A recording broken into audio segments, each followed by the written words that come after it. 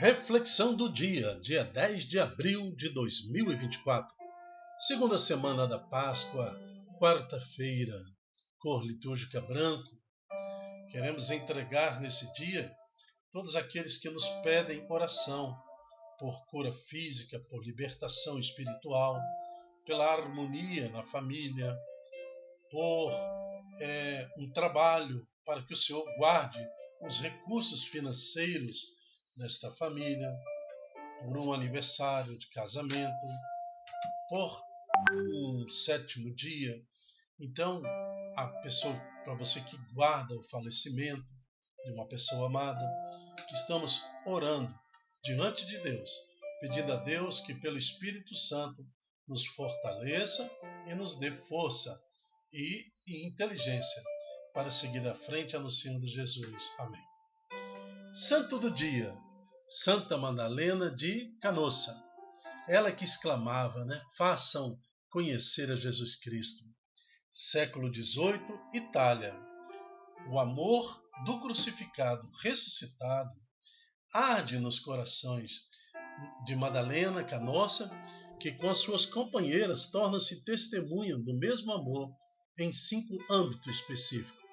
Elas criaram a escola de caridade para a promoção integral da pessoa, a catequese a todas as categorias, privilegiando os enfermos nos hospitais, os seminários residenciais para formar jovens professoras das áreas rurais, cursos de exercícios espirituais anuais para as damas de alta nobreza, com o objetivo de incentivá-las espiritualmente a envolvê-las nas áreas caritativas.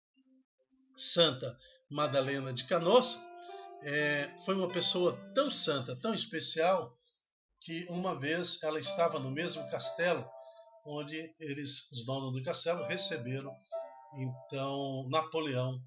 E Napoleão se impressionou com a espiritualidade de Santa Madalena de Canossa e ofereceu a ela um convento, para que ela pudesse seguir com o seu amor ao Cristo crucificado, testemunhando Jesus. Santa Madalena de Canossa, rogai por nós. Estamos reunidos em nome do Pai, do Filho, do Espírito Santo. Amém. Na primeira leitura de hoje, em Atos dos Apóstolos, capítulo 5, 17 a 26, nós vamos ver como Deus fortalecia os primeiros apóstolos, como o Senhor, através do Espírito Santo, intervinha e como intervém até o dia de hoje em benefício da igreja quando do anúncio do Evangelho. Naqueles dias, levantaram-se o sumo sacerdote e todo o seu partido, isto é, o partido dos saduceus, cheios de raiva, e mandaram prender os apóstolos e lançá-los na cadeia pública.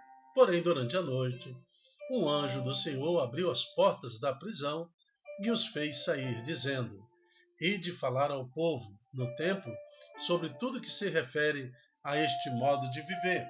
Eles obedeceram, ou seja, saíram da cadeia sem que ninguém percebesse. São vários guardas, pelo menos 12 guardas, e eles saíram, sem ninguém perceber. E ao amanhecer, entraram no templo e começaram a ensinar. O sumo sacerdote chegou com seus partidários e convocou o Sinédrio e o conselho formado pelas pessoas importantes do povo de Israel. Então mandaram buscar os apóstolos na prisão. Mas ao chegarem à prisão, os servos não encontraram e voltaram dizendo: encontramos a prisão fechada, com toda a segurança, com todos os guardas que estavam apostos na frente da porta. Mas quando abrimos a porta, não encontramos ninguém lá dentro. Ao ouvir essa notícia, o chefe da guarda do templo e os sumos sacerdotes não sabiam o que pensar e perguntavam-se o que poderia ter acontecido. Chegou alguém que lhes disse: os homens que vós puseste na prisão estão no templo ensinando o povo. Então o chefe da guarda do templo saiu com os guardas e trouxe os apóstolos, mas sem violência, porque eles tinham medo que o povo os atacasse com pedras. Palavra do Senhor, graças a Deus.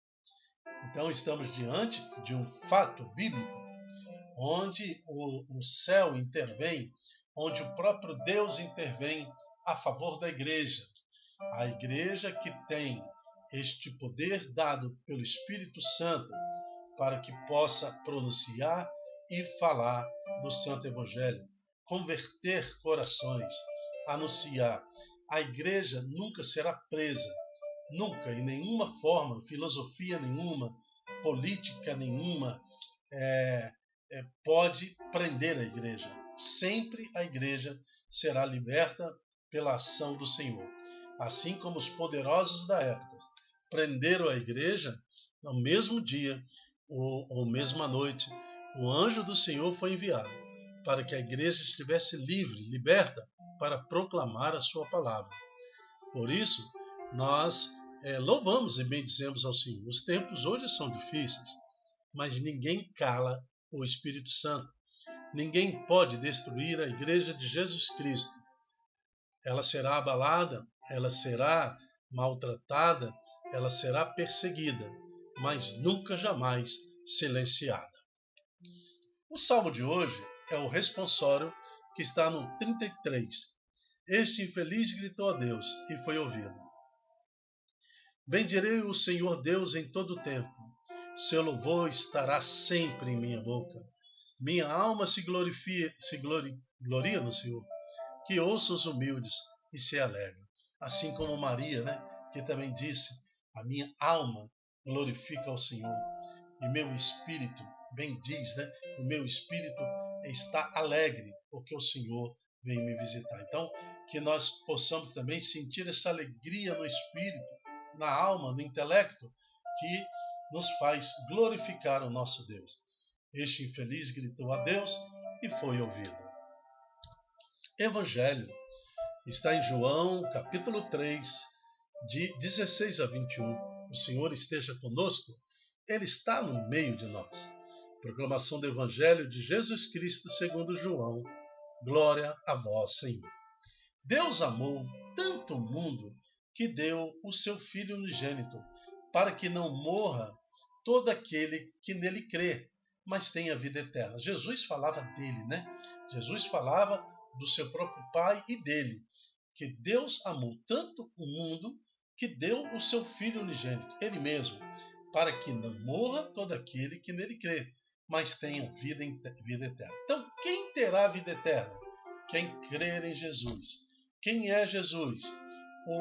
O Filho unigênito que Deus amou e enviou ao mundo para que não morra todo aquele que nele crer. De fato, Deus não enviou o seu Filho ao mundo para condenar o mundo, pois somos pecadores, nós não somos merecedores, somos pecadores. Então Jesus não veio para condenar, mas para que o mundo seja salvo por ele. Quem nele crê não é condenado, mas quem não crê já está condenado, porque não acreditou no nome do Filho unigênito. Então, se você tem alguma dúvida de que quem não crê em Jesus já está condenado, resolva a sua dúvida com Jesus Cristo. Porque é o próprio Cristo que fala isso. Porque muitas pessoas têm essa palavra assim, não, isso é um peso muito grande. Então quem não crê em Jesus não já está condenado. Que isso? Isso seria muito radical, Isso seria muito forte. É impossível de ser ouvido, mas quem tem ouvido para ouvir, ouça. Nós temos a igreja que tem o objetivo, a missão, a obrigação de evangelizar. Quando eu me converto ao nome do Senhor Jesus, essa graça pode atingir até 1000 gerações antes de mim, meus antepassados. Agora, quando eu cometo um pecado diante do Senhor Jesus, até a 4ª geração esse pecado há de passar. Mas a minha conversão no Senhor liberta até 1000 gerações. Então, esta geração, nós que estamos aqui hoje proclamando o nome do Senhor Jesus, ao fazermos isso, ao testemunharmos Jesus, estamos libertando também aqueles antepassados nossos que morreram fora da graça do Senhor. A salvação é pessoal, você pode estar me dizendo. Sim, ela é pessoal. O que essa pessoa fez de bom, de ruim, nós vamos compreender agora na segunda parte do Evangelho. Ora, o julgamento é este. A luz veio ao mundo, mas os homens preferiram as trevas à luz, porque suas ações eram más. Então, preferiram as trevas, preferiram as filosofias que colocam o homem como objeto de adoração, preferiram os prazeres, preferiram seguir as normativas das nações, as suas leis que contrariam a verdade evangélica, que contrariam os mandamentos do Senhor. Ah, mas está na Constituição, agora é lei, isto pode, isto não pode, isto pode. Que é isso? É certo que o cristão tem que obedecer, tem que seguir as leis também da nação que ele vive, mas chega uma hora que ou eu obedeço os homens, ou eu obedeço a Deus. Se uma lei contraria a outra, eu prefiro obedecer a Deus, mesmo que isso me traga consequências terríveis, mas eu prefiro seguir a Deus. Os homens preferiram as trevas. Não quer dizer que eles fizeram maldade, não. Quer dizer que eles aceitaram leis que contrariam a vontade do Senhor.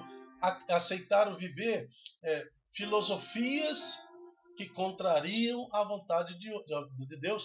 Resolveram viver de práticas mundanas, de pecados que contrariam a vontade de Deus para cada um de nós. O julgamento é este. Então, existe um julgamento. Jesus não veio para condenar ninguém, mas aqui ele fala no versículo 19 do julgamento que acontecerá na sua segunda vinda. A luz veio ao mundo, mas os homens preferiram as trevas e rejeitaram a luz, porque suas ações eram más.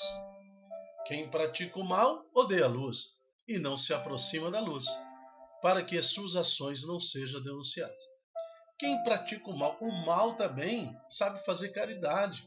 O mal também sabe fazer ajuda. O mal também coleta alimento, distribui na praça. O mal também sabe fazer caridade de todas as formas.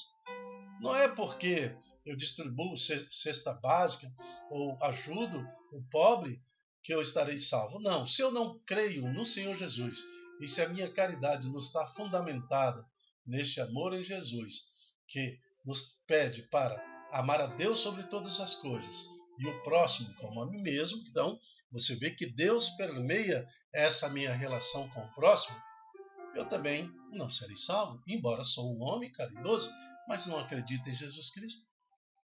Mas quem age conforme a verdade aproxima-se da luz, para que se manifeste que suas ações são realizadas em Deus. Então, toda a caridade tem que ser realizada em Deus. Então você começa a se perceber comprometido com a graça, com a caridade, com o serviço, quando você é dizimista, por exemplo. O dízimo serve para pagar água, luz, telefone, o funcionário da igreja, serve para pagar tudo. Mas tem a dimensão também de caridade. Quando eu sou dizimista, eu ajudo a igreja de Cristo na caridade, no acolhimento do meu irmão mais necessitado, na distribuição de cesta básica, na assistência às famílias mais necessitadas. Esta é a dimensão de caridade do dízimo, ao ser dizimista. Eu também vivo esta dimensão em Deus da caridade. Agora, se eu não tenho nem essa consciência de ser dizimista, que dirá fazer a caridade em Deus? Aí nutre só uma vaidade humana de dar uma cesta básica aqui, acolá, e acho que com isso serei salvo. Não. O versículo 19 e o versículo 21 não pode ser lidos distante do versículo 16 ao 18, que fala que aquele que não crê no Senhor Jesus, mesmo sendo caridoso, não terá salvação. Crê no Senhor Jesus e será salvo, tu e tua família. Esta é a grande mensagem do Evangelho. Nós temos que anunciar o Evangelho, mas para que mais corações se convertam ao Senhor Jesus. Mas quem age conforme a verdade aproxima-se da luz, e a luz é Cristo. O Cristo fala, eu sou a luz, para que se manifeste que suas ações são realizadas em Deus. Que o Senhor, então, possa derramar sobre nós um espírito de discernimento, um espírito de coragem, para encontrarmos verdadeiramente a luz que nos salva e que nos dá o sentido da vida na ressurreição em Cristo. Amém. Eu me chamo Diton Góes. O nosso projeto chama-se Ai de mim se não evangelizar. Seja você também um evangelizador. Multiplique em suas redes sociais esta palavra para que mais corações estejam sensíveis à verdade, à luz do nosso Senhor Jesus Cristo. Amém. Até a próxima, se Deus quiser. Tchau, tchau.